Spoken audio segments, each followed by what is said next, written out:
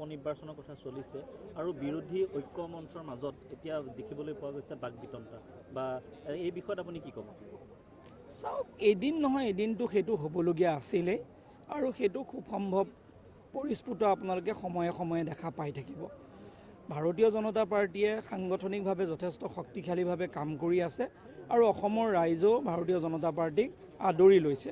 সেয়েহে আমি আশা কৰিছোঁ যে পৰৱৰ্তী দিনতো ৰাইজে আমাক আশীৰ্বাদ কৰিব, ৰাইজক আমি সেৱা ভৱিষ্যত দিনত আৰু ভালকৈ আমি আগবঢ়াব পাৰিম। এমপি হিচাপেও কাৰ্যনিৰ্বাহ কৰিছে 5টাকৈ কাৰ্যকাল। এইবাৰ যিহেতু বিধানসভালৈ উভতি অহা পুনৰ এক কুচকাৱাজ চলিছে, গতিকে সামগ্ৰিক যি অসমৰ যি 5টা বিধানসভা নিৰ্বাচনত যি উপনিৰ্বাচন হ'বলৈ গৈ আছে, গতিকে কেনেকুৱা পৰিৱেশ দেখিছে?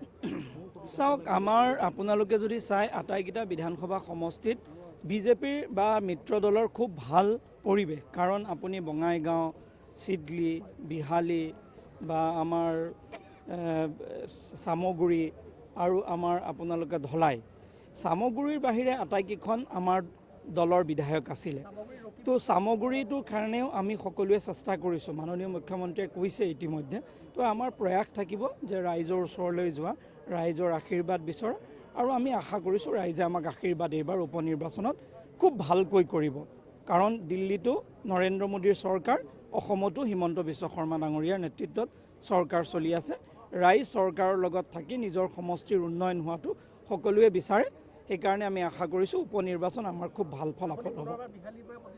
চাওক, মই এগৰাকী দলৰ কাৰ্যকৰ্তা, মইতো নিজে ক'ব নোৱাৰোঁ। দলৰ দায়িত্ব, দলৰ সিদ্ধান্ত যি থাকিব আমি পালন কৰিম।